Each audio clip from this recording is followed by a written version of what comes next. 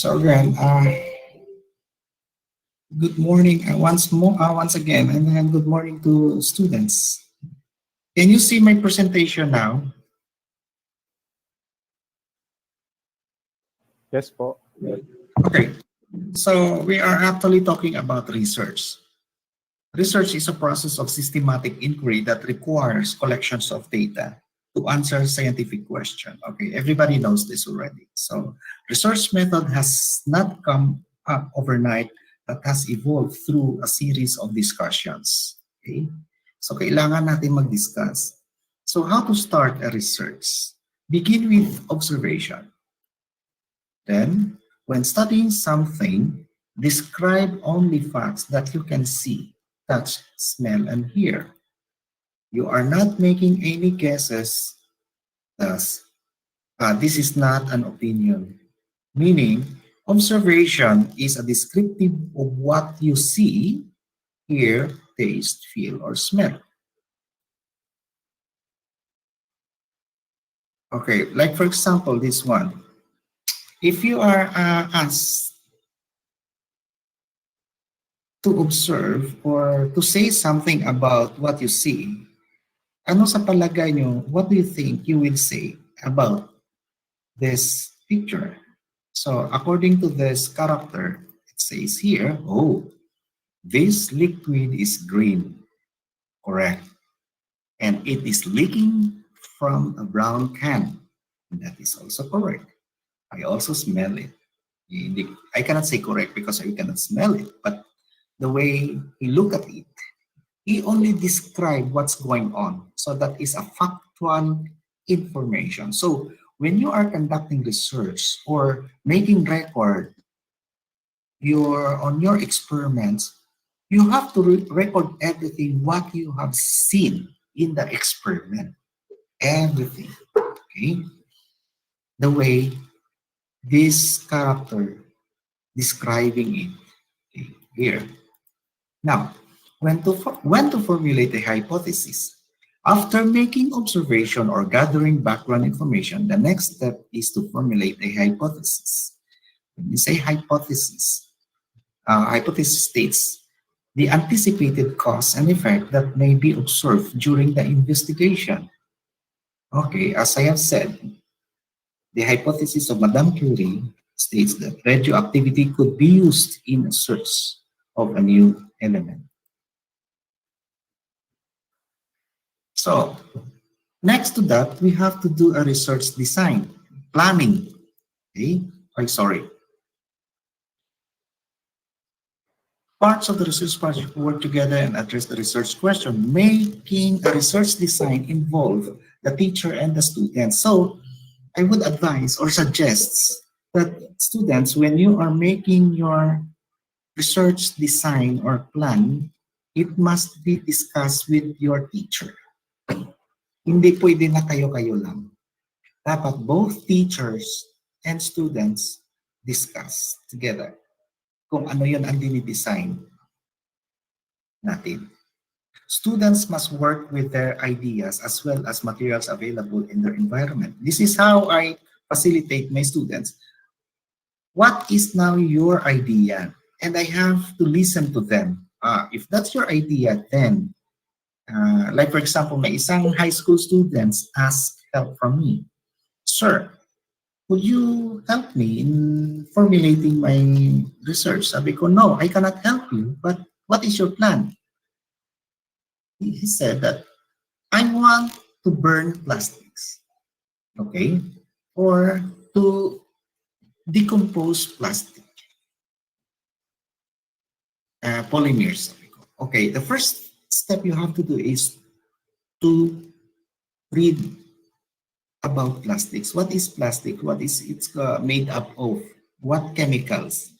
Then next to that, look for a literatures explaining how polymers can be broken down.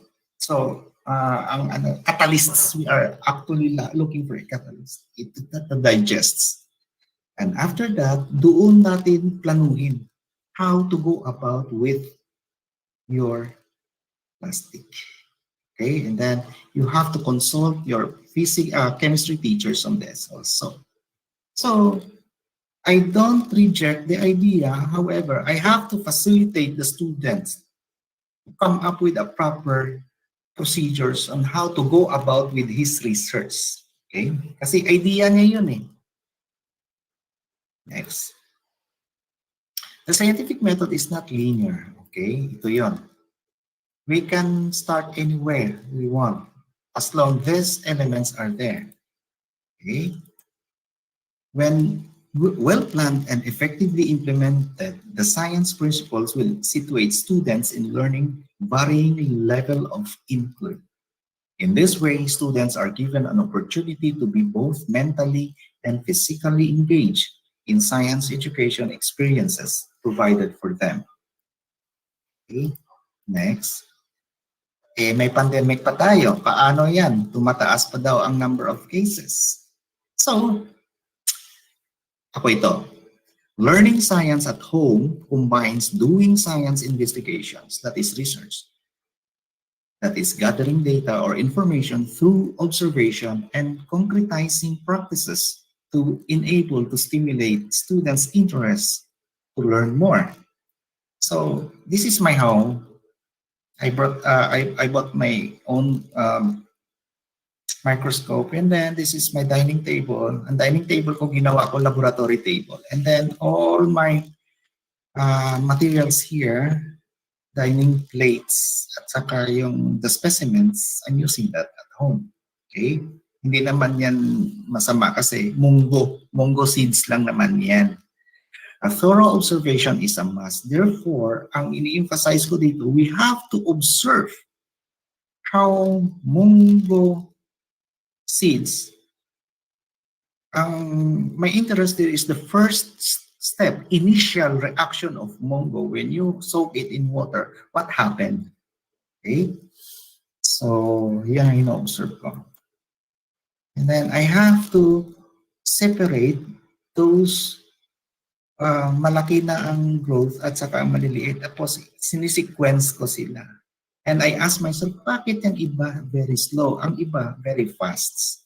And then I got the average to get also the speed of the germination process. Approximately at this point, nasa ganitong average level siya. Okay? So separating, segregating, comparing munggo seeds soaked in water. So itong nakikita ko. Ang unang structure, the first structures na develop ito. And then I ask myself, why? Why this structure grow first? Tapos ito may mga roughly when I look at this under the microscope, these are the young root hairs. So again, what's the reason? Bakit una ito may And then I read literatures. So what is the function of this? This is a primary root. So the primary root, I have to reason it out. It must grow first because the function is to absorb water. And if it happened to the soil, that's the water that the root is being absorbed ay mayroong component ng mineral salts which are the nutrients. So therefore, yun yung ginagamit. Kaya mauna dapat siya grow in order to absorb nutrients for the incoming baby plant. So chinek ko lahat yan and I observe everything. So this is how I made munggo germinated, okay? And then day by day, I observe.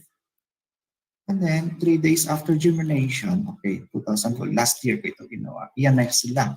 So along the way, when I was observing this, may another idea, wow, sabi ko, di ba ito yung togi? Yun na nga, togi nga. So dahil pandemic, that was during ECQ time, people in my neighboring community are complaining, they have not received the ayuda kasi gutom na gutom. So doon nag-strike ang idea.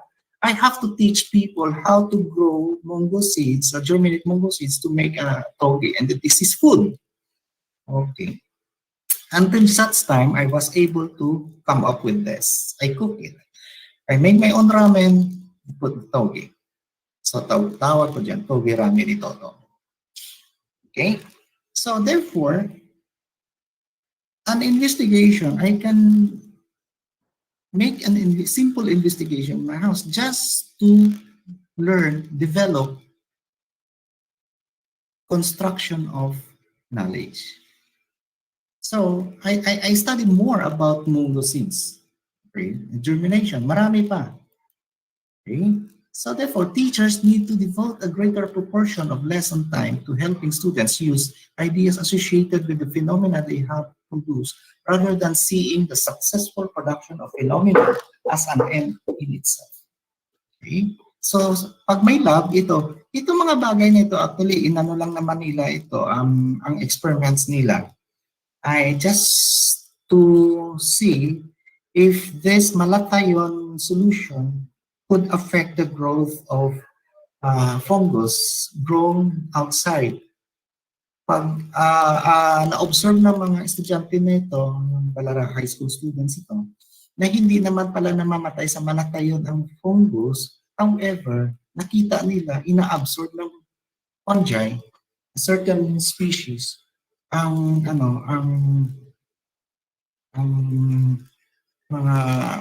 yung ng malatayon, ganon. So sabi nila, sir, pwede pala siya gamitin kasi yung takot tayo sa mga pesticides, insecticides, pwede siya mag-sequester pala ng mga ganyan klaseng toxic substance sa environment. So, na-develop yung idea nila, ganon. So, I allow them to use my laboratory. Okay.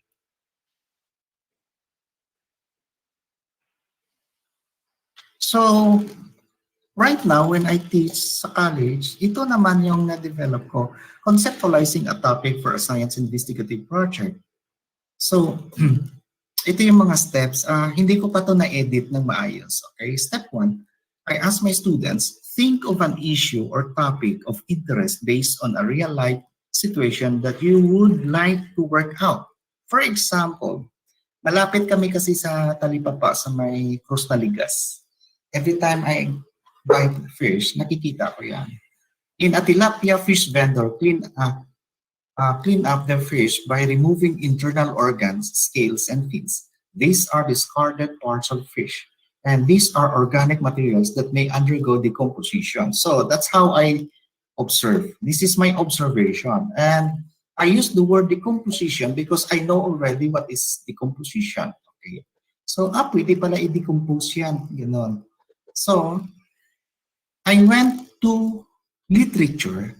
After this observation, I checked literature.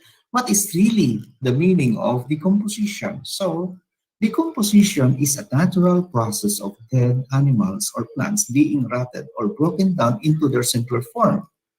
The results of decomposition is the production of basic nutrients required by other living things and may recycle in the environment. So these are the things I got from the literature. Then step 2, based on a given situation above, what topic of interest you would like to study? Write it down. That's how I ask my students. Okay, for example, decomposition at saka basic nutrients.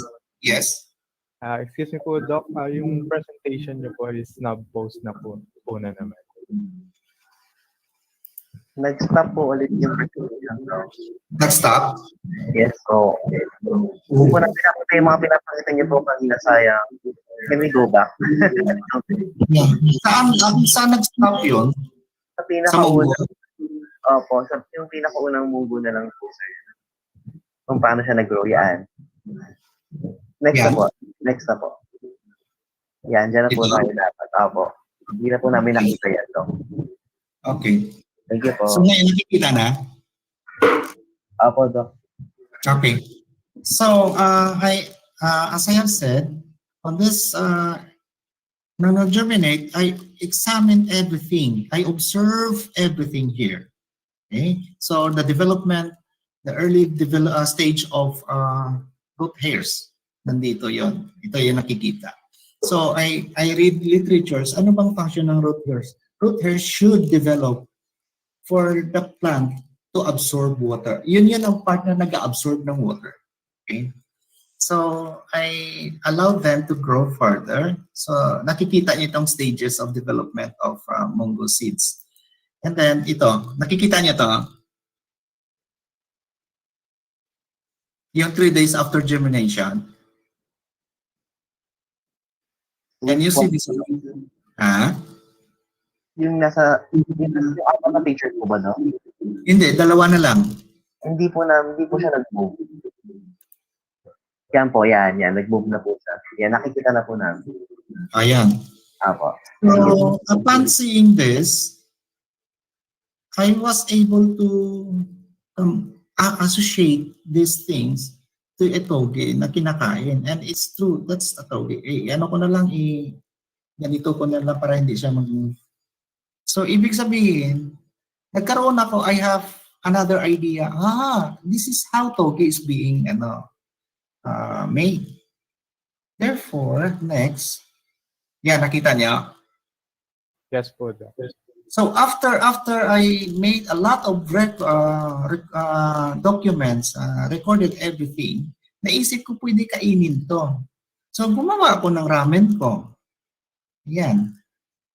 I make my own ramen and then put. So I advise people in the community, huwag kayo umasa na bibigyan kayo ng ayuda during that time sa ito, may munggo ako, gumawa tayo lahat ng toge. Okay. Tapos hanggang ngayon, nagtutogi sila, they grow. So that means, ito yung una, investigatory project lang ako dyan until I was able to develop food products and then I was able to give it to the community. Ganon sana ang investigations natin na nakakatulong sa community. Hindi lang yun mag-end lang siya doon as a scientific report. Tapos na. Hindi. So I asked my students. So again, let me proceed. Ito nakikita niyo pa rin. Okay, teachers there. Okay. Ito na lang. Can you see this? Yes po, Doc. Okay. So how to conceptualize a topic for a science investigative project? So using a real life situation. As I have said, I ask my students, think of an issue or topic of interest based on a real life situation that you would like to work out. So example, in a talipapa, fish vendors clean up their fish by removing internal organs, scales, fins. These are discarded parts of fish. And these are organic materials that may undergo decomposition. So the word decomposition here, as I have said, hinanap ko yan sa literature. Ano bang sinasabi ng literature? So decomposition is the natural process of dead animals and plants being rotted or being broken down into their simpler form. So next, the results of decomposition is the production of basic nutrients required by living things and may recycle the environment. Now, this paragraph is actually giving me an idea, nutrients para sa plants. So, nagkaroon agad ako ng idea, gagawa ako ng fertilizer.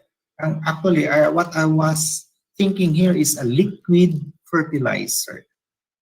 Okay. And that liquid fertilizer can be developed into an amino acid solution wherein mas effective siya gamitin fertilizer. Okay? So example, production of organic fertilizer from discarded part of the commercial fish. Ito yung sabi sa step 2. Based on a given situation above, what topic of interest you would like to study? Write it down. So ang sabi ko, production of organic fertilizer from discarded part of commercial fish. This is very, very raw. So, but later, I developed this. What kind of fertilizer? So ang sabi ko, liquid fertilizer or in a form of amino acids solution. So kapag i-digest yan pala sila, nagbe-breakdown ang proteins. Okay, na-preempt ko na yung next ko. So whatever idea you come up with, try to reason out why are you interested in this topic. So in this case, why do you want to do this? Okay, then again, farmers need fertilizer, and I want to have an organic fertilizer. Okay. Next. Can you see the next page? Step 3. Ay, hindi po, Doc. Ay, ano ba nangyayari dito? How about this one? Yes po, Doc. Nakikita ko. Okay. Okay. Nasa step 3 na ako. Write the background information about the topic of interest based on a real-life situation. The background information will tell the reader how the topic to be investigated has conceptualized. Okay, tuloy ko tong kwento. So, based on the above example, you may explain your real-life observation. In Atalipapa, fish vendors clean up their fish by removing internal organs, scales, and fins. People think that these materials have no use. They are not aware about the importance of these organic materials to plants. Now, later on, if you are going to develop this into a scientific paper, hindi na siya dapat ganito. Mas i-refine pa natin. Sabihin na lang natin na fish vendors or in Atalipa pala, fish vendors remove internal organs or discards internal organs and fins, something like that. However, this can be utilized for the production of fertilizer. Yun na yun ang refinement dapat niyan. Pero as of now, gawin na muna natin ang details. Then step 4, think of the technical information that is related to your issue. Technical information provides you an idea what can be done to make those organics discarded materials transform into a useful product. You may get this from a literature readings. Okay, example. Dead plants and animals undergo decomposition process. Decomposition is the natural process by which large organic materials, dead plants or animals, and molecules are broken down into simpler ones. Okay, next. So the process of decomposition is facilitated by some groups of living things such as beetle and their larvae, flies, maggots, worms, as well as bacteria and fungi. Now, with this, na-enumerate ang mga decomposers. So, the question should be asked here is, among these decomposers, which one would you want to use to decompose your materials? So in my case, I choose bacteria. Because, why bacteria? Because the materials that I collected, the lungs, the intestines, made up of proteins, mostly proteins. So the appropriate decomposers there are bacteria. So ipapadigest sa bacteria. And at the same time, it gives me also an idea yung patis making is subjected for a fermentation using bacterial digestions, ganon. And then, yun ang ginagamit doon sa nabutas paggawa ng patis, piniferment nila using bacteria. So in this case, nabi-break down ang mga large component into simpler one, into amino acid, which normally ang marami doon ay glutamic acid. Yun ang patis. So it gives me an idea. Bacteria na, nag-decide na ako. So during the process of the composition, the decomposers get their nutrients and energy extracting chemicals from these organic materials. The decomposers will then produce waste of their own. In turn, this will also decompose, eventually returning nutrients to the soil in a natural condition. So these nutrients can then be taken up by roots of the plants, enabling them to grow and develop so that organic materials and naturally recycled, etc. Therefore, this process is called composting, and the final product is called composts. So in a crop plant farming, natural materials such as discarded fish, internal organs, and fins can be used as fertilizer instead of synthetic fertilizer. One effective plant fertilizer is fish amino acid or FAA. Ito ngayon ang gusto ng mga planters natin, lalo particularly the horticultural culturists. Ito, naghahanap sila ngayon kung sino pwede mag-extract ng bipili daw sila. This natural fertilizer can easily be prepared and help improve the crop yield. Okay? So ito na ngayon ang bagong idea ng liquid fertilizer. Fish amino acid concentrate. Now, the next research dyan na pwede gawin ay at what level of concentrations ang dapat i-feed sa plants. That's another investigations ang gagawin. So, this can be done at home. You need not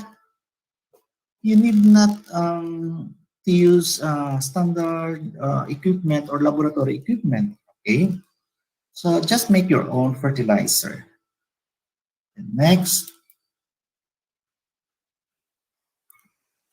in the natural process. Okay, step 5. Think of possible techniques to be considered. In this section, you may think of a technique that could hasten the process of decomposition. Most of the discarded parts of fish are basically made up of proteins. One process is proteolysis. Pumasok na ang proseso, na technical process, which is proteolysis. What is proteolysis? Lysis means breakdown proteins.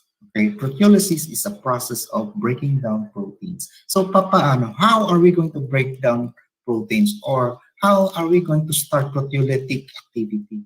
It is actually done by a fermentation process using a particular bacteria. Now, I deliberately not to put bacteria here, that's specific. So, kasi kung mayroon gustong mag-pick up ng idea nito, then yun part of the investigation of that students to identify which proteolytic bacteria ang dapat gagamitin. Sa NSRI, marami yan. Pwede kayo mag-consult doon. Breakdown of proteins or peptides into amino acids by the action of enzymes. That means the bacteria produce enzymes in order to break down proteins. Okay, then step 6, formulate a problem statement. Okay? And this problem statement can be stated in declarative statement. For example, it is necessary to speed up the process of decomposition in order to come up with a product that will serve as a supplementary nutrients to plant crops. That's one presentation of the problem, how to speed it up. Then, a problem can be stated in interrogative statement. How is proteolysis utilized in producing organically made fertilizer for plant crops? Okay. Next. Nakikita pa? Yes po, Doc. Okay, next. Scope and relevance. So, focus of the study. The study will focus on the development of, yun na, nag-decide na, I already decided. Ano na talaga ako, organically made fertilizer na ako. So, the study will focus on the development of a procedure in making organically made fertilizer for plant crops. The raw materials will be the discarded parts of fish from the market. So, ibig sabihin, what I'm going to do, I have to gather. Or sometimes, I ask yung suki, sabihin ko, Manang, pag naglinis ka ng mga isda, ang mga bituka, hasang, etc., pakiipon lang, tapos balikan ko, hihingiin ko yan. Yan, humihingi ako doon sa kanila. Libre naman din yan eh. Okay? Of course, I have to follow the basic health protocol, mag-face mask ako, mag-face shield, tapos I usually bring my own alcohol. Okay? So the results are relevant to society. Ipakita natin na relevant sa society itong ginagawa. So the product is organically made fertilizer for plant crops. It can enhance soil fertility and improve soil textures, drainage, and aeration. Plant crops provided with organically made fertilizer produce non-toxic food products that is beneficial for human consumption. And then, from there, pag gagawa na ako ng procedure, yung experimental plan or experimental design, I need to formulate objectives.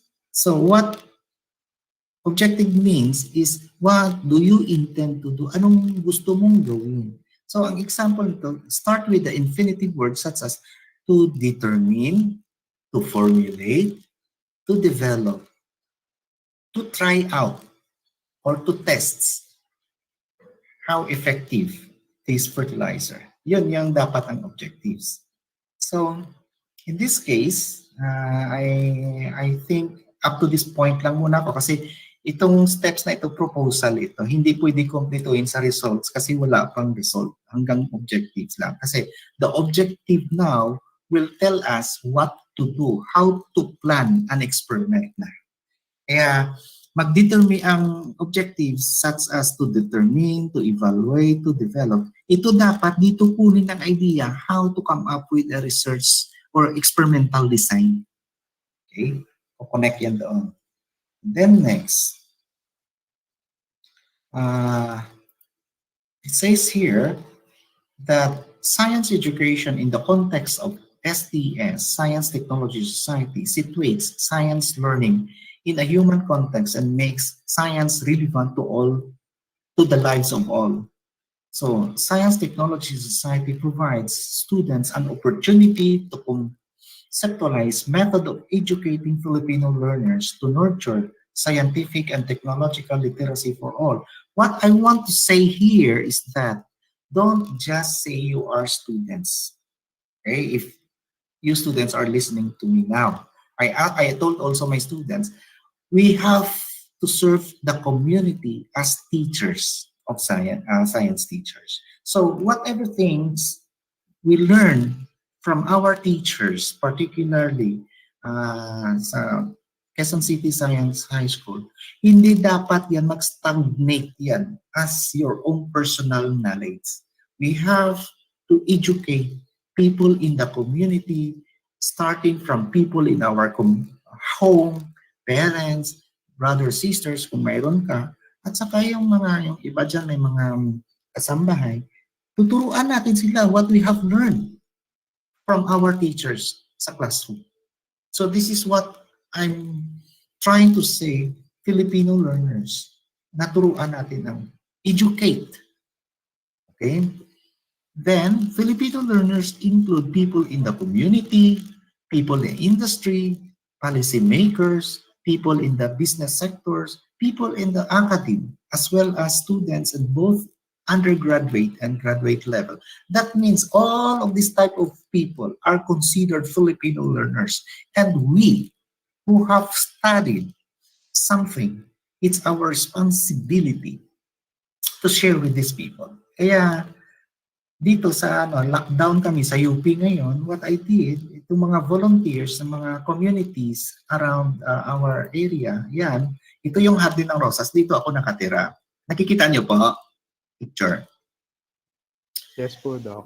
Tapos before mo karating dito, may kalsada dito sa side na ito, itong madadaanan, itong nagtitinda. Dati wala yan dyan.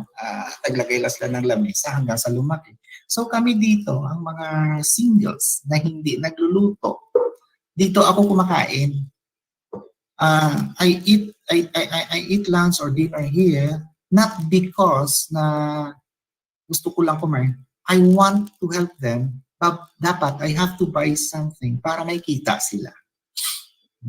Kaya ito sila ang nagluluto. Alam nila mga favorites ko. Kaya pagdating ko doon, ready na binigay. So this guy, I asked their permission to show this to my participants. Okay. Ito naman, naawa ako dito. Wala siya talaga trabaho. Ang kita niya lang kung sino lang uutos sa kanya from this community, yan, doon na lang siya kumukuha ng ano. So sabi ko, yung mag-member siya ng mga volunteers and then I have to help them grow food. So mayroon silang tinatawag na community garden. Yan. Nagtanim sila, we get seeds from Bureau of Plant Industries, ng mga seeds doon. Last week, nag-harvest na sila. So we call this a community garden in front of Hardin ng Rosas Residence, UP Diliman. So, ang scientific, ko na naman, I give them idea. Itong gawin natin. Okay? May nagtitinda ng isda na ipunin nyo. So, in this case, a simple investigatory idea ko, I am now applying it here, dito sa sitwasyon na ito. So, I learned science and I was able to develop a technology and I was able to help people in the community. So that paradigm, nag-i-exist yan sa akin ngayon. Okay? So I influence also my students, and then my students able to get that idea also. Yun, ang dami nilang na-propose na mga research projects. Kaya na-overwhelm na ako sa kaka-check. Okay? And I give them good grades naman dyan. So therefore, paano mo ma-communicate ang panaliksik mo sa madlang people? How to communicate your research? Okay? Ano ko na to slide presentation. Nakikita niyo po? Yes po, Doc. Okay, ang next, ito yon. How to communicate. So the EMRAD format for scientific papers, we have to introduce what is your argument. And then after introducing, how did you answer it? Okay, what did you find? Or what did you find out? Then discussion. What does it mean? So therefore, when we are explaining, communicating our observations, kumpletuhin natin. What is it? How did you answer it? And what was your observation? And what does it mean? And that is actually kasama na dyan ang conclusion. Therefore, to sum up the things I shared, we need to learn knowledge and processes through science, and that must be applied, that knowledge, to develop a technique for problem solving, which is the technology. And we have to educate people in the society, and that's our social responsibility. Okay, so students of Quezon City Science High School, you are now thinking of your investigatory project. Paano nyo yan planuhin na nagkaroon ka ng kaalaman, gamitin mo yan sa pag-develop ng technology or techniques, na that technology dapat i-share natin sa community in this way, natutulungan natin people, those people in the community. So, from there, thank you very much. That's the end of my sharings.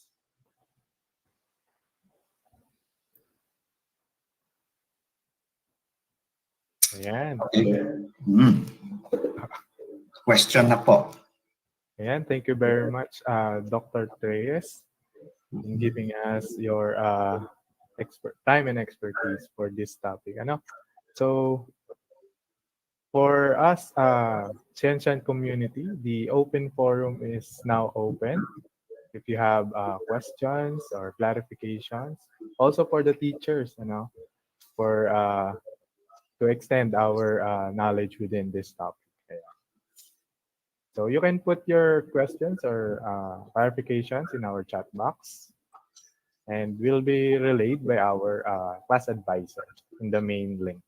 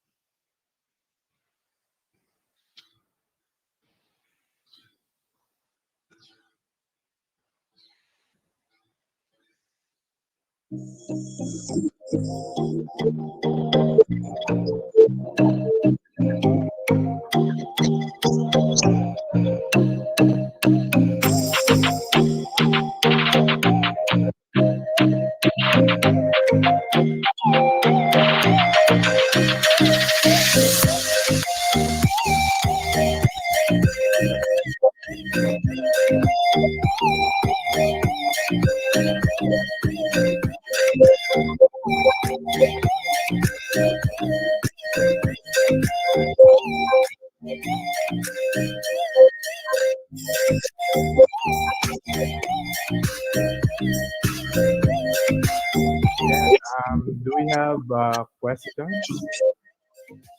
Ayan, coming from 12 Linnaeus. We have a question here po, Doc. What research can we do,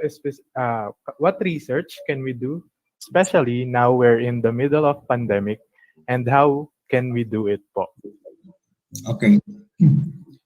Thank you for that question. Okay. What research can we do? Okay, before we go to a proper research, you have to check first, okay, the concepts, scientific concepts, either physics, biology, chemistry, or whatever, or earth science. Check first, alin doon ang interest mo? Once you have already identified or determined your interest area where you want to apply research, then get those major concepts on that particular subject area. And again, check yourself. Ano ang interest mo? Students, do not go directly to a research topic without determining your interest. Otherwise, wala kayo may makonceptualize. So, to answer that question, check first. Ano ang interest nyo? Physics bang interest mo? Biology ba? Chemistry? Or earth and space science? Or what? Then, for example, napili mo yung physics. Alin doon sa mga major concepts of physics? Interesado ka? Yan ang step 2. Kapag interesado ka sa ganon, then, for example, if you are interested on the topic of energy transformation, what particular energy transformation? Kasi at this point, kapag nag-identify ka, alam mo yon ang mga concepts na yon, alam mo yon ang application nun. Go straight to that area, yung application kung saan siya na-apply. Halimbawa, energy transformation, production of electricity.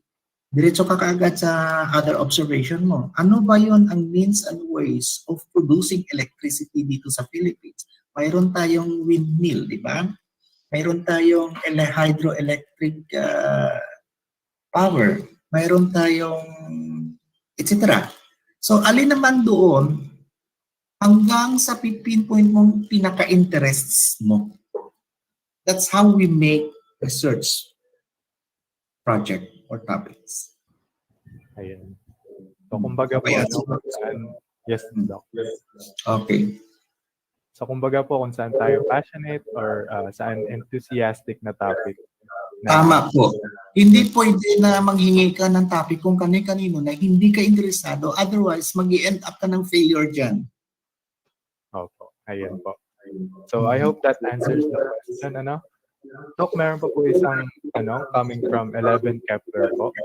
Yes. So, ang question po, how would classmates collaborate during a scientific research and experiment during the lockdown?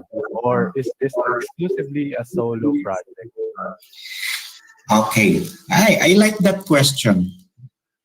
Good. You have opened up that. Okay. In my class, SDS class, I usually group my students into smaller groups. And then they have a leader. And then I encourage them to discuss among themselves. At saka sa pag-decide ng topic, lilistahin nila. Ang bawat isa kasi may interests. So, lilistahin and then the next step is, i-rank nila kung ano, magkukonsensus sila kung alin doon ang i-work out nila. Hindi yung kailangan ganitong akin. They have to discuss. So, that question, kasi ang ginagawa, the same question also happened to me. Sabi nila, sir, paano kami magko-collaborate? Okay? Sa UP, mayroon kaming tinatawag asynchronous session, which naka-schedule yan, may reading and wellness break. Ibig sabihin, may day, may time na wala kaming klase. So, that break, we give that to our students na sila-sila ang mag-usap.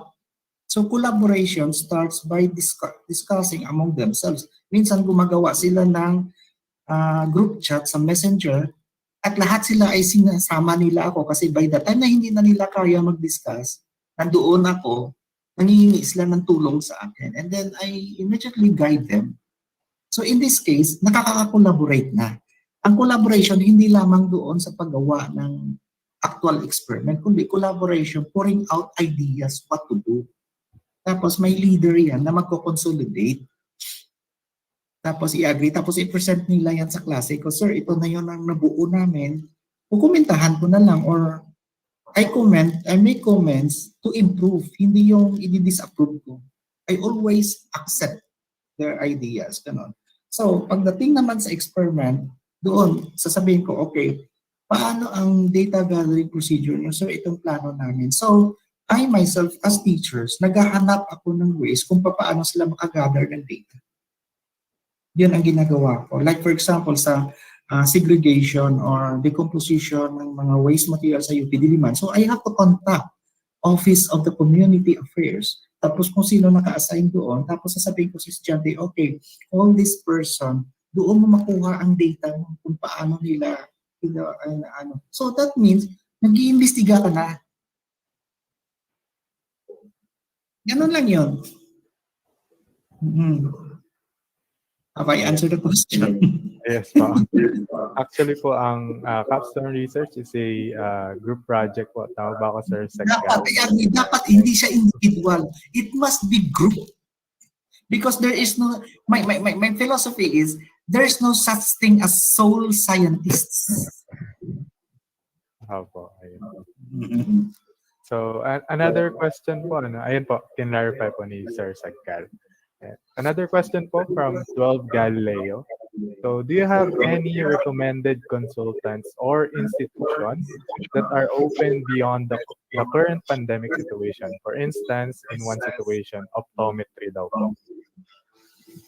Optometry. So, bago ako mag-recommend, I need to know also what area of optometry are you interested? Kasi hindi, baka mamaya bubulabugin ko yan sila tapos hindi klaro sa akin at hindi rin klaro kung ano ang i-consult doon. Usually, napapagalitan ako.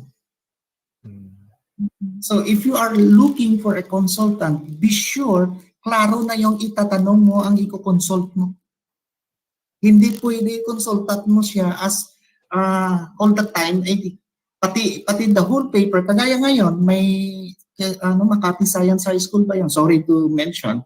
May isang estudyante, sir, pwede ka maging consultant namin. Hindi ako sumasagot. Pinadala niya kagad the whole paper. Sabi ko, my God, I don't have time to read this. Ang sabi ko sa kanya, ano ang kinoconsult mo sa akin? Specify that so that I could immediately guide you what to do. Ganyan tayo, ganyan ako mag-recommend ng mga consultants. Marami ako, hindi yung, sige, i-recommend kita kay Dr. halimbawa, De Leon of UP Diliman. But it is not clear to me and what to say to Dr. De Leon. Ano ikukonsulta mo doon sa kanya?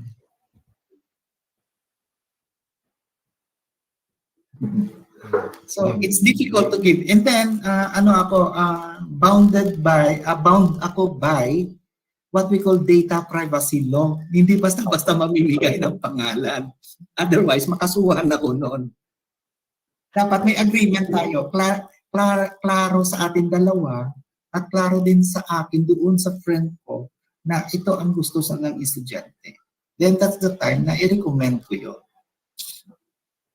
Ayun. Hope you understand the situation.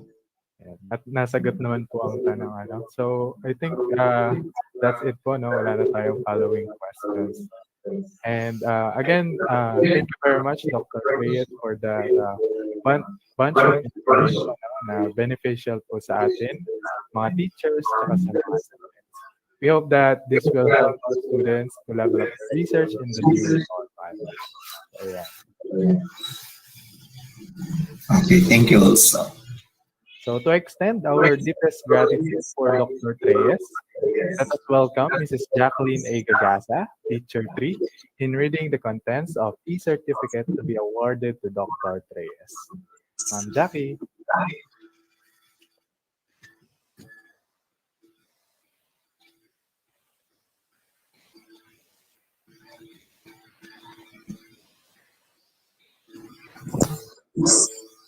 Good morning po. Good morning.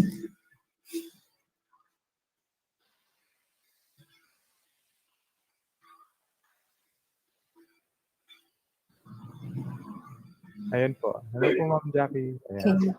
Certificate of Appreciation. This certificate is awarded to Dr. Rodolfo Estrellas for sharing his expertise as resource person during the virtual research capstone orientation with the theme An Effective Guide in Conducting Research Capstone in the New Normal, held virtually on March 26, 2021.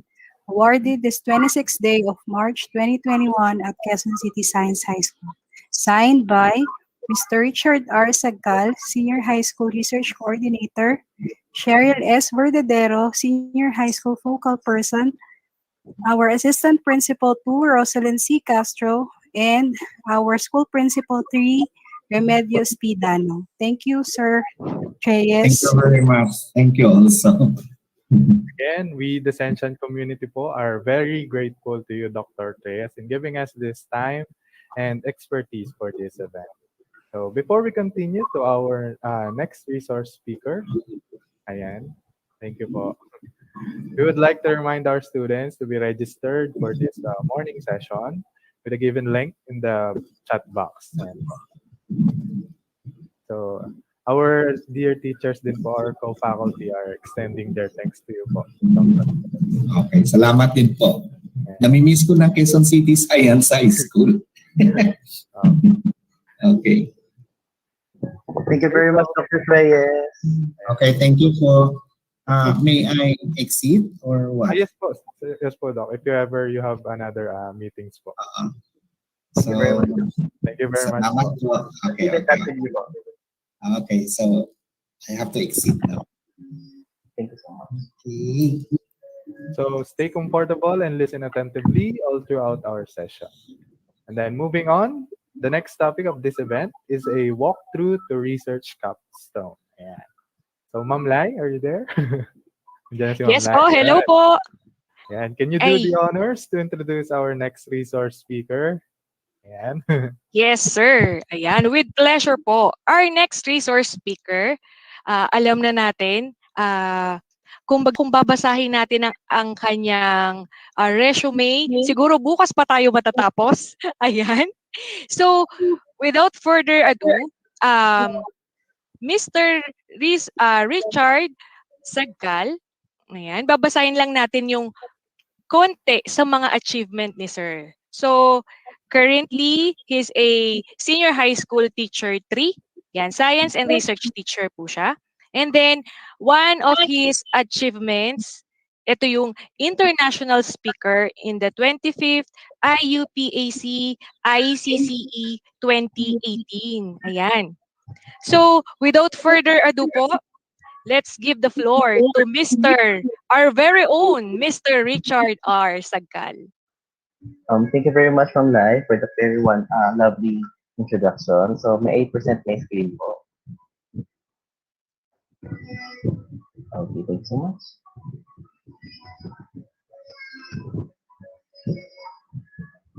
Yan, so nakakatawa yung discussion ni Dr. Tres kasi ang dami natin natututunan. Yan. So, para masulit yung session na to, so I hope you can also learn from me. Okay, so here, I hope you can see my presentation now. Ma'am Lyris? Yes, sir. Yes, po, sir. And so, a pleasant morning to all of you. So, I'm only given 30 minutes to present this walkthrough to research capstone. Okay, so let me pause muna yung audio. Ayan. So, let's start.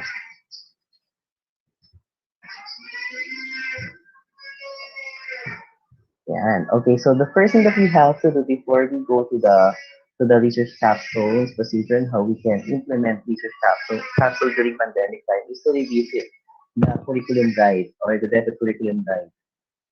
Okay, so as you can see here, I'm not sure if you can see it. Ma'am Lyris, nakikita po ba? Makikita Yes naman po, sir. Iniwasan ko na baka mangyari kagaya kanina na the speakers keep on talking pero hindi nakikita. So, if ever may case na gano'n, don't mind interrupting me. It's okay. Ganun. So, I will stop then I will fix my laptop.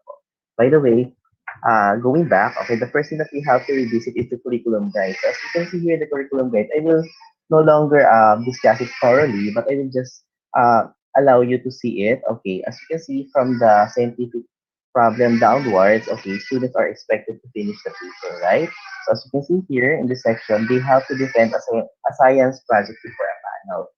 Pero prior to that, okay, the first thing that they have to do is to identify a scientific problem or pose a question related to scientific problems. However, okay, syempre, some of the students are sometimes forgetting the difference between applied and basic research. Pero nabanggit naman ni Dr. Treyes na what matters most is that you come up with the research, right? Okay, then, so as you can see, napaka-tedious po nung pagkakagawa po ng curriculum guide for the research capstone. And it seems like impossible for us to finish yung paper natin, okay, given two terms, third quarter and fourth quarter, kasi it will be subdivided into two quarters. Okay, the first quarter will be doing about the proposal, the chapters 1 to 2, and the second quarter will be actually it's the third quarter, guys. The third quarter una, then the fourth quarter will be the chapter 4 and 5. Okay, so the gathering of data and analysis, and also the interpretation and conclusion and recommendation na. So ganun po ka tedious yan. Okay, pero nung bago pa mag-COVID, medyo madali para sa regional science na mag-conduct ng scientific research kasi po we are lucky and blessed na naka-align po ang research natin from the junior high school department. As early as grade 8 pa lang po, meron na po silang scientific research under the supervision of the science teachers in the junior high school department and overheaded by the junior high school research coordinator none other than Ma'am Maria Pilar Carmona po. Okay. So, napaka-thankful po namin sa junior high school kasi may mga idea na po yung mga bata on on what topic should they study on. At saka naka-group na rin po sila. But here comes the problem. Okay, ito po technicality lang yan kung how should we write the book legend or whatsoever, yung mga formatting issues sa paggawa ng research capsule. So I will no longer discuss this part. Pinakita ko lang. Okay, then the problem is recently there was a division memo released, and it says, okay, ang title ng division memo is Division Memorandum number 31, series of 2021. Okay, guidelines on immersion for school year 2020 to 21. It so happened before that students are actually given the freedom to choose between research capstone and also, sorry, nag-out ako, research capstone and also yung work immersion. Okay, for the work immersion, ito parang OJT nila. If you would like to be immersed with the PNRI, Philippine Nuclear Research Institute, or for the chemistry laboratory, for PPAC, ganon. If you would like to be immersed with the UP Biology, ganon. So, pupunta po sila doon at ideally before, maganda yung intent. Maganda pa rin naman. Pero kasi impossible yan because of the COVID-19. So as you can see here in the memo, okay, nakalagay sa paragraph 3 that strict adherence to the requirements specified for each team is also reiterated. So we really have to follow the memo. Okay, signed by our school division superintendent and other than, and may I state her name, Dr. Jenilis Rose Lipercus po. Okay, so here, and ito po yung pinirma ni Undersecretary Justado M. San Antonio po. As you can see here, these are the guidelines for work immersion. If you have time to read this memo, please read po. Pero I will just sum it up na lang po. Ito po yung pinaka-essence niya. Okay, the ongoing COVID-19 pandemic has caused massive disruption in the education sector. Okay, in the context of basic education, crisis is a condition in which the regular operation of schools, including the relevant offices in the division, region, and central levels, is suspended. And its learners' physical attendance in school is also prohibited and limited. So as much as we wanted to meet you also and guide you on how you should be implementing or how you should be conducting your scientific research or scientific investigatory project. However, okay, nakalagay po dito, okay, is prohibited or limited, okay? So there are certain provisions pa yan in accordance to IATF bago pa tayo mag-finally meet together. So napakahirap po talaga. So ang ganda nga ng discussion ni Dr. Treyes kanina that we can actually use lahat ng mga materials or resources that we have at home, okay, by simply being creative. So ano yung mga pwede natin doing research? Kaya yung sa Mongo, it's a simple research for some, pero if you're going to look deeper on what we can study on the Mongo seeds, or on the bacteria involving mongocysts or mga nitrates doon, mas maganda nga naman yung pwede mo maging research. So, siguro yung sa context na lang talaga on how can you deepen the knowledge, tama? And how can you apply your creativity in conducting your SIP. So, pwede nga naman talaga. And as far as I could remember, nabanggit na kasi kanina yung tilapia. Yung tilapia ba yun, if I'm listening right? Napapakinabangan daw yun, di ba? Sabi niya ganun. Pero, Yes, sir. yes.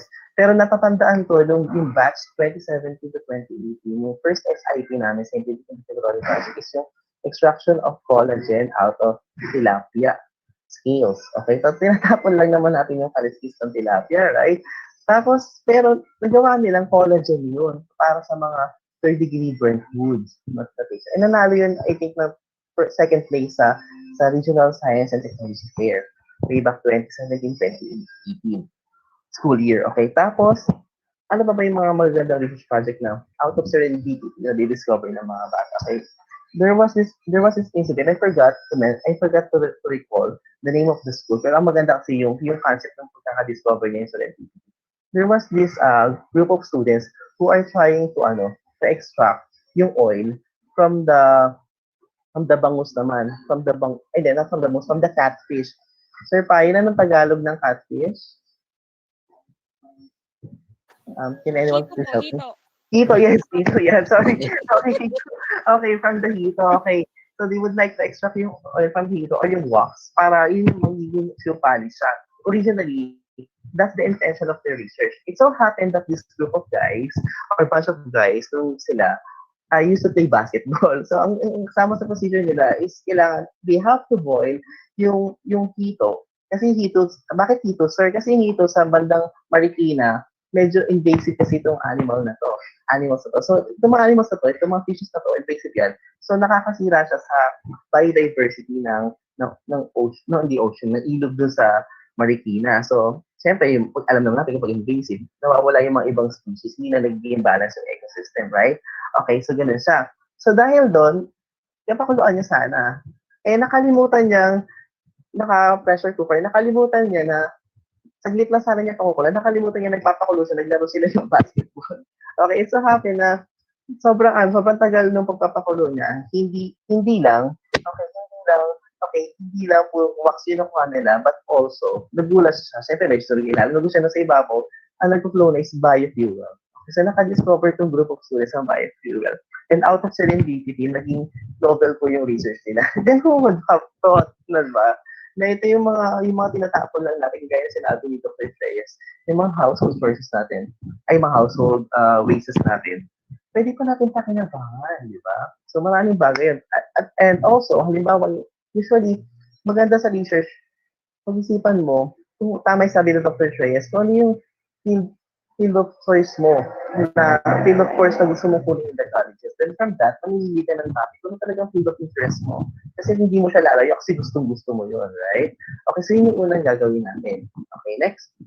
Okay, however, ito nga, dahil nga may memo dito, hindi tayo pwede magkaroon ng, naka-illiterate dito sa memo na hindi pwede magkaroon ng research immersion. So more likely, since we are also requested by our division supervisor in science, okay, Ma'am Maika Pacheco, Ma'am Pia Kapolongan, that since we are in a regional science, we should be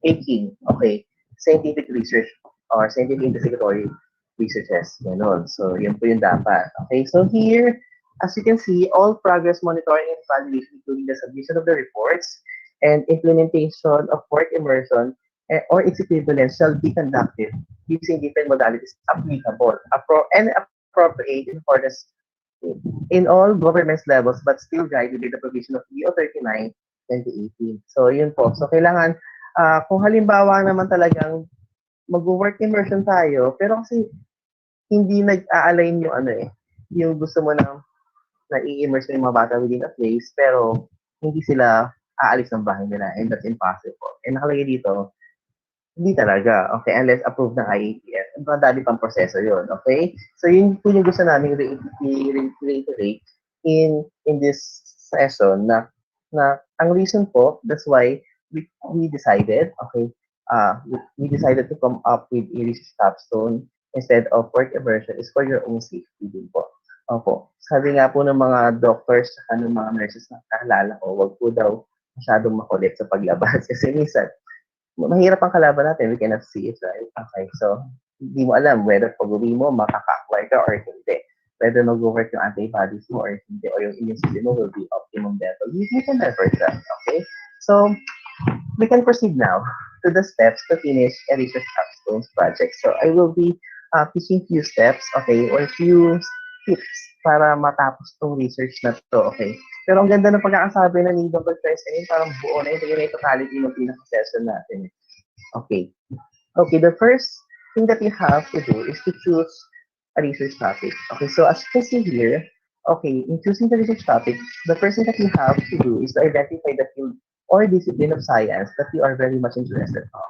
Sabi nga nila, pag mahal mo, kahit gaano kahirap, hindi mo iiwan. Okay, so same thing goes with research, okay? Sana all, okay? In research po, okay, pagpipili tayo ng topic, okay, kahit gaano pa kahirap yan, okay, kahit gaano pa katagal. Usually, may mga kilala nga ako, 10 years, 15 years ang thesis nila eh. Kasi, pinag-aaralan ng geological events sa mga rocks. Sabi ko, matagal naman talaga yun. Pero imagine that, yung dedication nila for them to be able to come up with a good research, okay, needs a lot of time and effort. Okay, tumandaan na nga sila sa thesis nila. Pero, ang impact naman po nun, okay, ang impact naman po nun is sobrang high kapag natapos po nila yun. Okay, second thing in choosing a topic is, from that, okay, what are the common problems you encounter on a daily basis? Diba, ito yung topic ko. Halimbawa, gusto ko halimbawa chemistry. Ano ba yung mga usual na problem namin sa bahay, ganun, or sa community? Halimbawa, yung mga basura, bakit hindi sa kagad yung mga basura ba sa hagad na bubulok? So, ano yung pwede natin gawin para mas mabilis sa disintegration, ganun. Halimbawa naman sa biology, anong gagawin natin para hindi mag-build up yung mga bacteria, ganun. Tapos sa mga pagkain, so pwede tayong gumamit halimbawa ng nuclear energy. Okay, pero mahirap. Mamaya tutulong ko rin po kung paano ito gagawin ko namin. Okay? Okay, next. After that, kapag nakapili ka na po ng topic mo, you have to check the authenticity of the topic. How authentic the proposed topic is. Kasi most of the students that we handled in practical research 1 and 2, in IAI, and even in capstones, are just basing their research on the recent ones. Okay, or sa mga project na meron sila, kapalitan lang ng isang factor or ng isang variable, mag-iiba na. And that's what they think the correct way of conducting a research. Pero mali po yun. Okay, yung novelty po kasi ng research, naka-base po yun sa pangangailangan ng society. Okay, so as of now, ano ba talaga ang kailangan natin? Sige, isip tayo. Okay, so, okay, in your GMeet link po, okay, class advisors, could you please request your students to type in the chat box po sa GMeet niyo po. Oh my God, malalabat ako. Yung yung most relevant problem natin na pwedeng gawa ng topic natin. Okay, sige. Ano yung pinaka-top 3? Kahit top 3 lang. Okay, go ahead po. So, okay, I'll give you 1 to 2 minutes. On my watch is 11:29. Siguro 11:30 or 11:31. I'll give you time. Then, paki-air out na lang po ng class advisors sa GMeet natin. Sa chat natin, yung top 3 niyo po. Okay. Siyempre, top 1 is COVID-19 virus. How to prevent COVID-19 virus. And medyo complicated yun. And we cannot come up with the scientific project, right? So, ano pa yung mga pwede nating ma-utilize or ma-solusyonan? Okay, based on the topic, based on the field of course or science that we are very much interested of. Okay, so some use waste disposal. Very good. Okay, for example, waste disposal of yung face mask, tama? Okay, so as you can see, naka-mix lang naman yung face mask doon sa mga basura, sa biodegradable and biodegradable. In reality, right? Hindi naman talaga siya nasa-check yung mga trash collectors. Am I right? Okay, so even I myself is also guilty. Sama-sama na yun. I don't have much time dito to separate. Pero yung iba namang household, they are doing separation. So, how can you convince people to separate? Diba? And what are the probable consequences of not separating the waste products? Diba? Okay, so yun yung mga bagay. So, you have to let the students think. Okay, hindi tayo bibigyan ng sagot. Okay, you just have to let them think, ano ba yung pwede kong gawin? Okay, how can I involve myself in helping the community to become a better community? You know, that's after po niyan, okay, so checking off the authenticity of the project. So I will teach you later kung paano niyo po masacheck yung authenticity ng project niyo. Marami kasi nagagaya lang. And sometimes isang nakikipaglaban pa. Sabi ko, anak, I have ready stable. So hindi original from us. And then I will send back yung pinaka basis ng RL niya. Parehong-pareho ng pareho ng concept yung gusto niyang gawin. Then they will say sorry at the end. Okay, so always remember that we are conducting research, okay, to elevate the quality of life. Okay, it is not for requirements purposes only. So yun ang purpose lagi natin, okay? From 11 Darwin naman po, sustainable home farming. Yeah, maganda rin po project yan. So, as you can see here sa bahay namin, okay, may mga halaman na konti, pero ang kailangan kasi natin yung mga vegetable plants na pwede natin itanim sa bahay natin na kung saan tama yung sabi niya, sustainable home farm. Saan hindi na tayo kailangan bumili. Okay. So, at the needs of our home, so how can we do farming? O, di ba, that's another question. So, paano yun, sir? Wala kaming lupa kung baka cement. So, can we apply hydroponics? Okay, so, yun po yung mga bagay that we are considering right now. Tapos, can we also apply biotechnology? Ganon.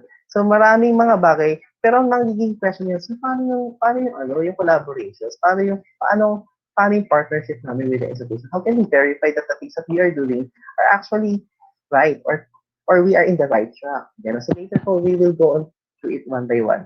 Okay, so after nyo na po ma-verify yung authenticity ng topic, then once proven na effective na novel yung project, okay, then you will go back to the RL. Di ba, nagbasa ka na ng mga review of legal literatures.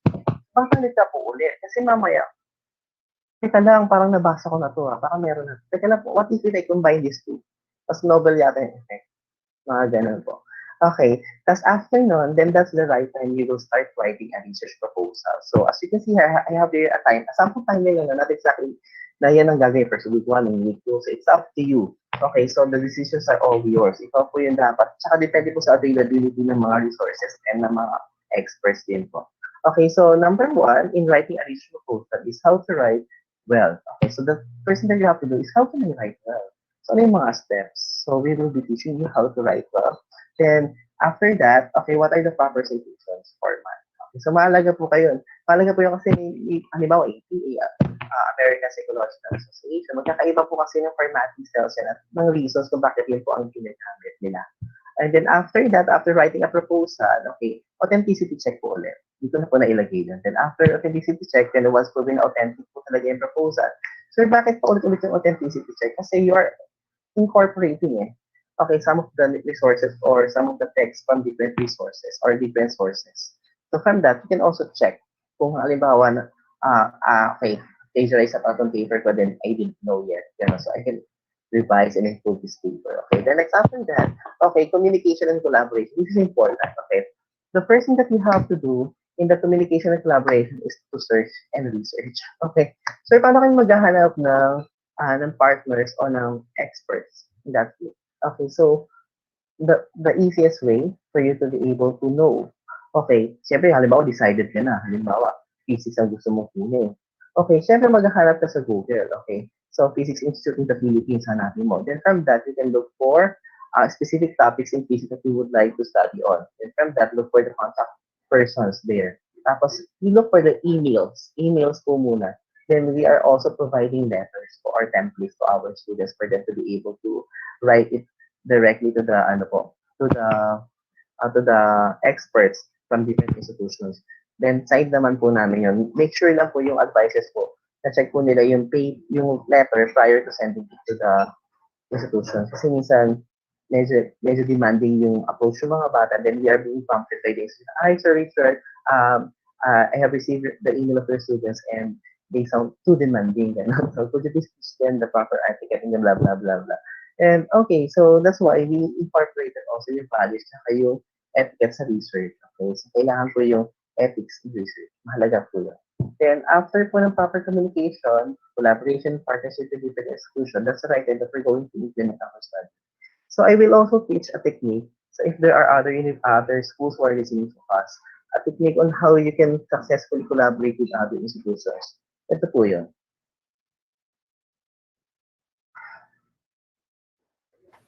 Sir, Yes. Hello? Nakikita po ba, wala po sir? ate audio. Wala akong audio? Kanina, Yes, sir. Meron na po. pero meron na po. Ayan po. Gano'ng katagal ako nawala ng audio? Mga 4, 5 seconds, ganun. Okay. Kala ko naman talaga nawala ako. Sorry. Hindi, nag-stop talaga ako. Sininga ako eh. Okay. Yes, sir. Nag-activate ako. Okay. So, sabi ko kanina, the first step is writing a. Okay. Yun, balikan ko lang ha. Okay.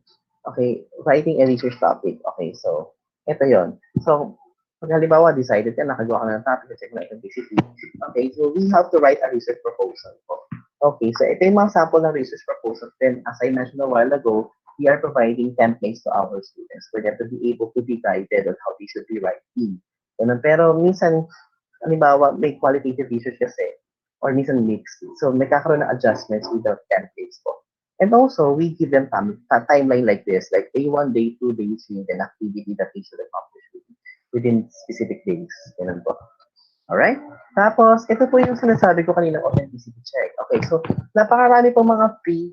Okay, lahat po yan free except for Grammarly and Turnitin. Okay, pero yung few texts, okay, plagiarism, duplicate checker, Google Classrooms, okay, for the teachers, okay, we are capable of checking your submitted outputs to Google Classrooms. Sabi nga ni Sir Norman, di ba, mas check po natin yung plagiarism, yung plagiarism similarity, yung similarity rate, yung sinabit na output ng bata or yung plagiarism nila.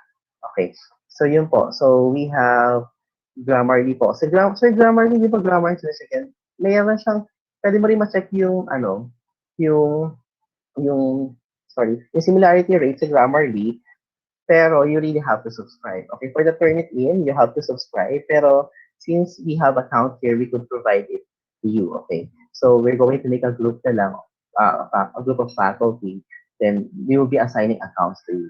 Okay, then for the QText, libre naman po yan, duplicate checker, plagiarism checker, and so the like. So, mga libre po yan, pero ang ano lang po, ang disadvantage po na paggamit ng QText, duplicate checker, tsaka plagiarism checker, may limited number of words lang. For example, 1,000, 2,000. So, you really have to cut the paper then for you to be able to screen.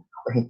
Tapos, i-add mo na lang yung mga similarity of index. So, as you can see on the right side of your screen, here, okay, so makikita nyo dito yung originality report. Okay, so we have 20 similarity index.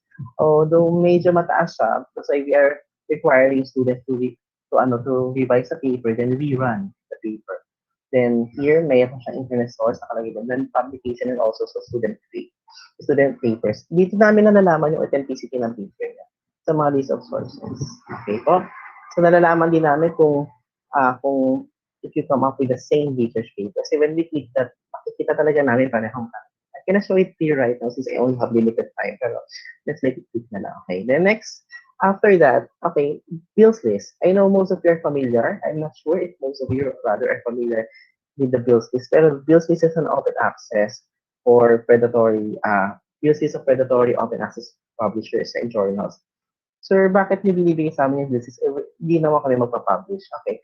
So, I'm showing it to you for you to be able to identify kung yung dinownload mo bang references is under the bills list. So you can check the list of published publications na pinagkukunan mo. Then kung included doon yung dinownload mo, ibig sabihin that is not a reputable journal. Okay po? Okay, so that's how we check the authenticity at saka yung originality ng paper niya, pati yung credibility natin po ng paper niya. Kasi mamaya, kasi some of the people are just publishing without checking the quality. So we are more after the quality than the quantity. All right? Okay, so we also make proper communication. So here we provide templates. Okay, so tama yung sinabi ni Dr. Reyes. So as you can see on both left and right, naka-specify po yung pinaka gagawin nyo lang. Do not give. Okay, halimbawa may paalam kami kay Ma'am Pete Okay, ito na lang sa right side. Halimbawa kay Ma'am Maricar Espedente from De La Salle University. Okay, mamaya advisor siya ng next speaker natin sa thesis niya or sa dissertation niya sa De La Salle. Mamaya you will meet Sir Daide Estrap. Okay, so we are seeking his help na regarding sa robotics naman. So as you can see here, nakalagay lang yung methods na gusto namin gawin. Then, from what help, they could pitch in or they could offer to us. Ganun po. Then signed by us, yung mga faculty po. So, usually, pag mga ganyan na po, kapag medyo bigatin po yung research nyo, tapos talagang it really needs our assistance, i-pitch in naman kami. Pero more likely, chinecheck po muna ng advisor, ng research advisor, yung paper. Then, submit it to the research coordinator. Then to the, siyempre, under to the AC, the school principal, for bago siya ilabas sa school. Okay? Yun yung protocol talaga. Okay? So, here, nakikita naman, through Mambanyaga, nakasulat naman dito, yung previous principal natin. Okay, then, what are the opportunities that we can have as teachers? Okay. So your teachers are attending seminars, right?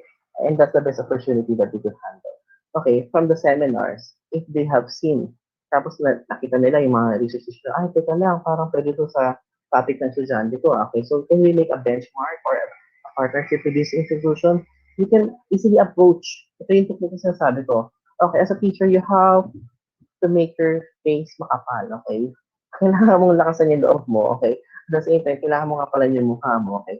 For you to be able to gather, okay? Many connections. Kasi sabi nga nung, I can never forget that. Yung parang one time, hindi ako nagsabi sa teacher ko ng high school ako na, bakit hindi mo sinabi sa akin na hindi mo kakayanin para itong gawin itong project na to? Kasi yung naiiyak ako. Then she bounced it back to me. Actually, at not high school, rather college, sabi sa akin, ano man na pala ng hiya mo? Okay, that's the point. Okay. So, wala namang mawawala. You're not doing anything bad. Then why not approach that person respectfully? Sir now, kaya professor, okay, I'm interested with your research topic. Would it be possible for us to make a joint venture or partnership with your institution so we could also implement this one, blah, blah, blah, blah, blah. Ganun po. Okay, so pagalingan na lang talaga yan. Then, sir, can you also do that as a student? Yes. For as long as you communicate, you can communicate well. So these are the top universities that we can ask you to go to pag sa mga institutions. So they are really offering free access of their laboratory before. Pero ngayon kasi, exclusive lang sa student nila kasi namin pandemic. Nag-iingat din po sila. Okay, so ano sir, sinasabi mo kanina that na pwede, anong advice ang pwede mo ibigay? Okay, you have two options, okay, for you to be able to finish your paper very well. Okay, number one, okay, you have to come up with an SIP that is at your own means at home. Halimbawa sa bahay, yun lang ang naman pwede mo gawa. Number two, pwede ka naman din mag-laboratory pero hindi ito ang nananaw. Okay, so you can call the institution. Okay, you can use the courier. Okay, you can request your teacher if ever the teacher is kasi teachers naman, hindi naman kami limited to go to this institution. We can go here, right? Since they're faculty, then we can make a letter. So, if possible, we just have to follow the proper PP protocol in using the PP. Then we can go there on your behalf. Pero ang magiging problem lang natin kapag sa ganyan is yung scientific learning, right? So, yung laboratory learning, hindi yung mawawala on your part. So, maybe, hindi na natin, ito yung ginagawa namin before. So, for example, we have a consultant or diety or this one a speaker, then we will talk to him after his speech. Then, kung pwede makipag-consult him or partner with him. As ito sa UP naman to, yan. Ito yung ginagawa namin partnership as faculty members of Quezon City Science High School. Okay, then, we also did proper trainings. As you can see here, we're being congratulated by the professor of the Salle University for successfully finishing the training on the FTIR. Okay, ito yung mga training mass spec, thermal analysis, ganyan. Lahat yan libre po, wala pong bayad. Okay, so I'm really proud of my students students in Quezon City Science High School. Nagaganda ng feedback ng mga professors kanila. Okay, so we cannot do this for now. Okay, pero what am I trying to say right now? We can do proper training. Siguro virtual training, we could explore it with Angel. So we have this foldable microscope. We could explore that. Okay, we have virtual labs. Okay, pero as much as we wanted to make it equivalent to what we have before, but that's not really possible. Kasi iba pa rin kapag fancy. Siguro after pandemic na lang talaga. Okay, then we are also being recognized by the PNRI na nag-work immersion tayo siya.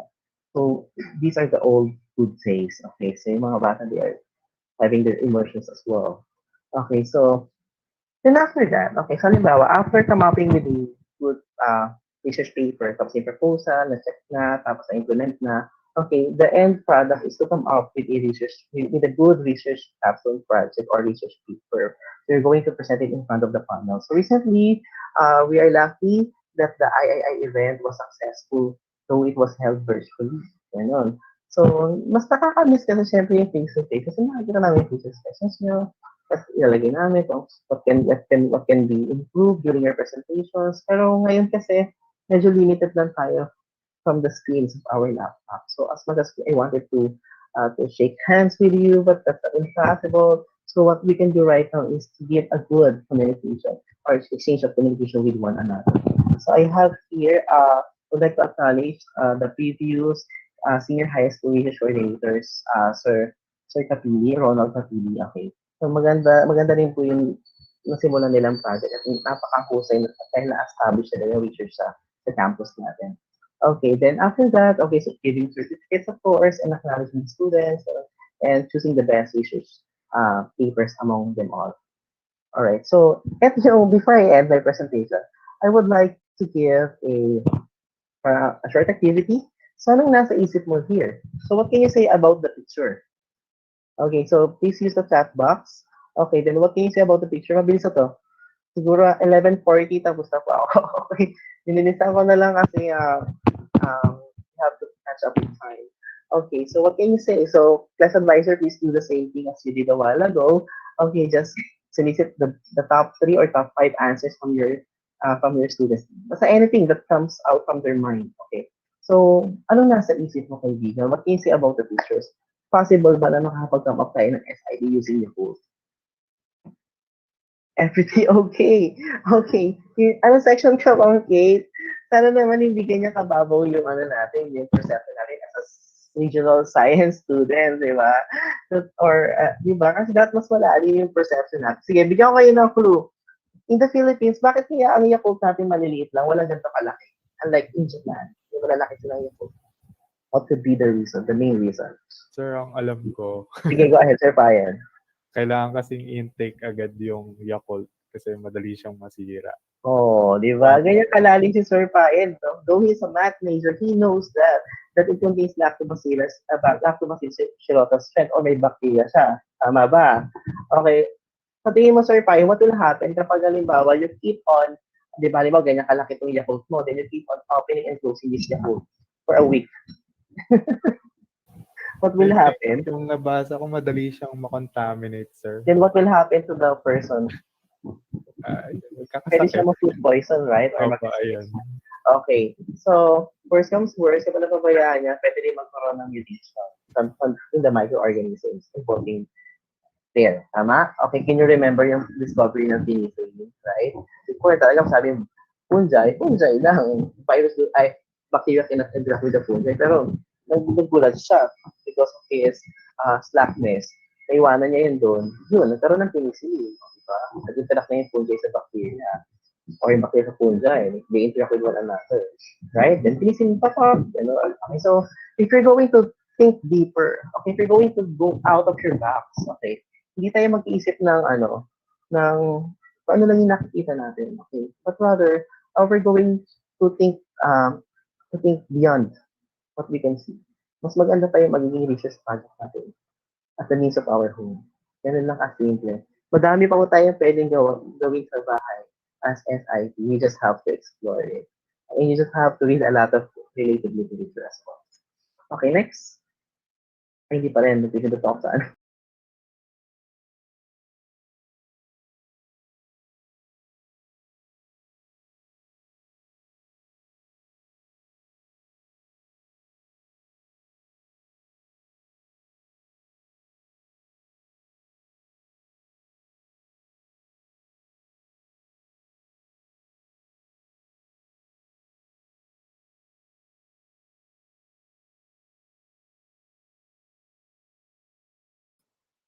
And for that, thank you very much for listening.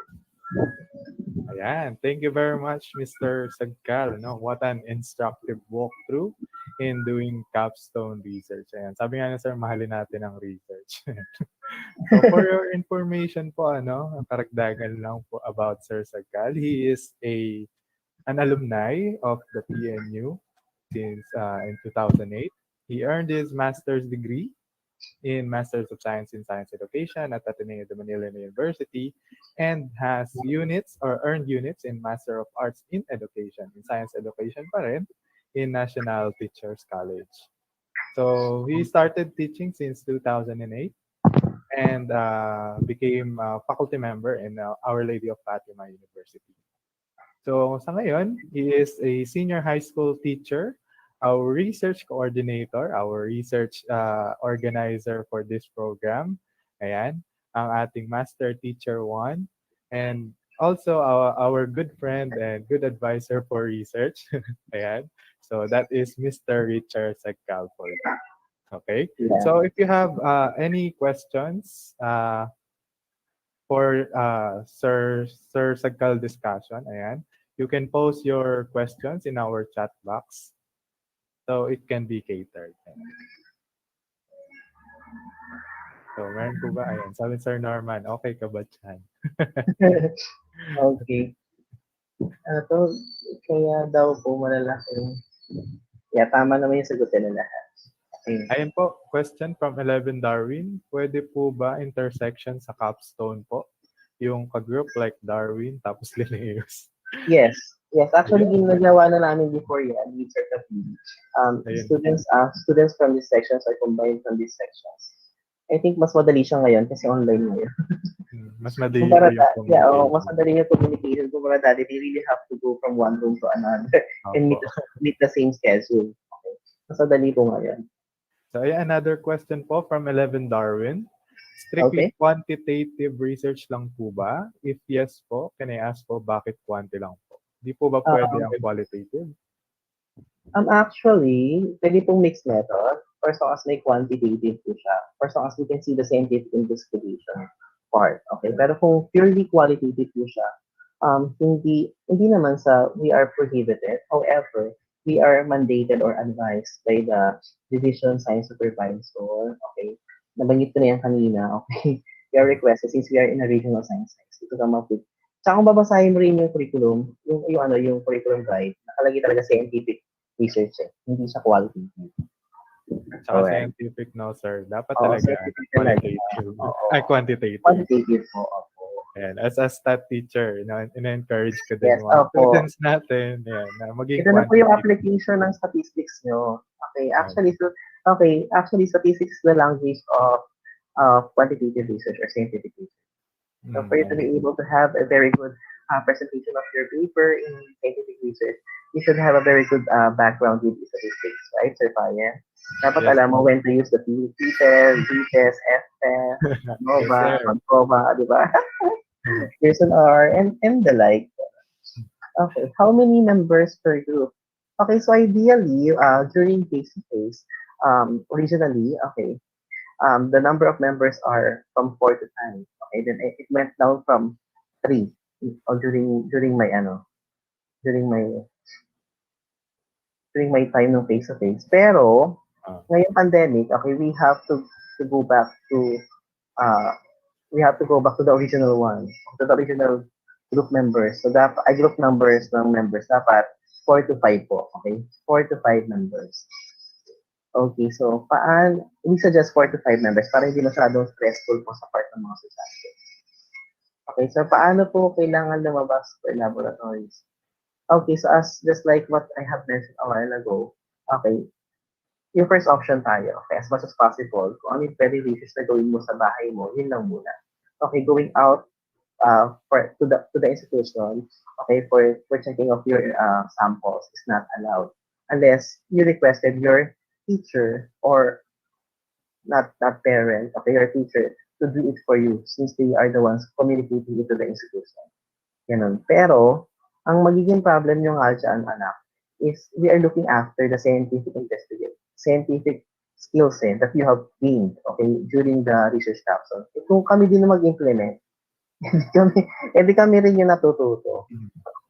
Okay, so I hope you got what I mean. Okay, so as much as we wanted you to be exposed in the laboratories, but it is not really possible. So there are, sabi nga Sir Tracy na, kung pwede naman sa bahay, you just have to be creative and you just have to be a critical thinker and come up with a good research paper. Yung sabi niya, kulang daw tayo sa mga estudyante na nag-iisip ng malalim. Tama ba yung pagkakaunawa ko, Sir Faye, kanina? Parang ganun. Yes. O parang kulang daw. We should teach them how to think. Hindi lang we should give them the lessons, but also teach them how to think for them. Ganun po. Ayun po. So may question pa po sa taas na sa Sige po. case po ba na pwede ang qualitative or mixed Yes. research sa capstone? May difference po ba sa grades based sa piniling research? Wala naman din, walang ganun. Okay, so we have rubrics naman in criteria. Okay, for Yes. the grading of the paper, just like what we did in the III, in the inquiry, investigations, and immersion. Okay. May And so rubrics for, tayo. ayun sir, for the last question na lang po siguro, since 11:46 na.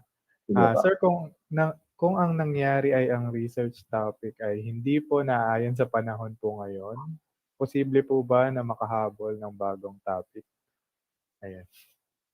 Okay, so gaya yung sinabi ko, as much as possible, you choose the topic that you really like.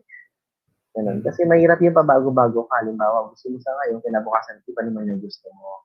Okay, dapat stick tayo sa pinaka-gusto lang talaga natin pag-aralan. For example, medicine ang gusto kong kunin, so more likely, yung research ko will be inclined to medicine. Ganun. So, actually, marami pang pwedeng pag-aralan sa medicine yun eh. Okay, yung CPR, right? Yung resuscitation, okay, yung cardiopulmonary resuscitation, na hindi lahat ng tao are aware on how to do that. Tama? So, can you come up with something that could teach people how to do CPR? Mga ganon. So, minsan gumagawa yung iba ng VR, okay, yung virtual reality. Just like the group of Cecil Pictuan, I think, yung nanalo recently sa DOST. And si Ma'am Kate din, okay, sa DOST in the box, ganon. So, you just have, if your teachers are creative, I think you can also be more creative than us kasi mas bata kayo. Ganon. That's what I can advise. Ayan po. Paano po pag may student na all in one? Yeah, okay. Okay, ganito yan, Chris. Kate. There are certain instances that there are loner, so-called loner students. Yung ayaw nila may kasama sila. Yung parang feeling nila kapag may kasama sila, lalong bumabagal yung progress ng mga works nila. So they prefer it instead of group, alone. So, we give them the whole discretion naman. Okay. Hindi na kailangan ng write-up notes. Siya naman mag-isa nun eh. Wala naman siya ipapahamak na group, right? Mas maganda nga yun. Okay. Basta sinabi niya, I think she can actually manage her or his self well. Kaya na yun. Okay. Yung gano'n, guide na lang natin siya. Okay. Kasi mahirap naman ipilit natin na group. Mamaya, hindi din siya nakikipag-usap. Yung mga ganun talagang tao, we cannot stop them from being like that. Okay. Yun yung personality nila. Oo. Kasi marami na akong ganyan, Krisha, promise. Minsan yan, nag-ano pa sila, regret. Sana, individual na lang, kaya ko naman pala, ako naliliwa na lahat. Okay, di ka, from the very beginning pala, naisip mo na yan. Hindi yung ilalaglag mo yung group mates mo. That's what I can advise. Okay, then on the onset pa lang, pag feeling mo yung group mates mo hindi na gumagalaw, then report it to us, to your research teachers. So we could communicate with them and inform them na, okay, so anong plano nyo? Okay, your group leaders would like to remove you from the group. The whole four of you will be removed from the group. Siya lang maiwan niya, mga gano'n. So, kayo, nangyari na po yan. Kaya sila nag-isip sila ng panibagong research nila. And you know what? Pinagsasama-sama ko yung mga ganong bata, lalo na kung pare-pareho sila ng chosen career. Nakasama din sila. Kaya, in fairness, nakaka-survive sila, probably. Kasi syempre, yung level of, di ba, yung patience, yung kakulitan, nagmamatch-match pa rin naman kahit mga pili yung mga yan. Cool nga eh. Okay. Sige, ano pa? Sige, I think I could entertain one more question. Sige po, last question. Sa case po na ang pinili po is quantitative research, how do we validate na nakaayon sa SIP and other procedural guidelines ang kinonduct na experiment kapag po ginawa sa home? Okay. So, ang dami. Okay, what I can only answer is yung validation of the instrument. Okay, kung scientific yan, okay, kagaya sabi ni Dr. Reyes, we would like to identify first kung anong specific topics ang gusto mong pag-aralan. Then from that, we could give you. Okay, then kami muna makikipag-usap kasi minsan nga, yung mamaya hindi sila available or minsan yung, siyempre ano natin yung protocol of, di ba, disclosing their names, their contact numbers, their emails, di ba? Okay, ayaw namin makasuhan from that. Okay. For the SIP, for the Intel ICEF or RSTF or NSTF, okay, what I can say is wala pa pong memorandum, okay, saying or stating that we are allowed to conduct, okay, SIP through RSTF NSTF, or even intellectual. Kasi medyo complicated po talaga yan.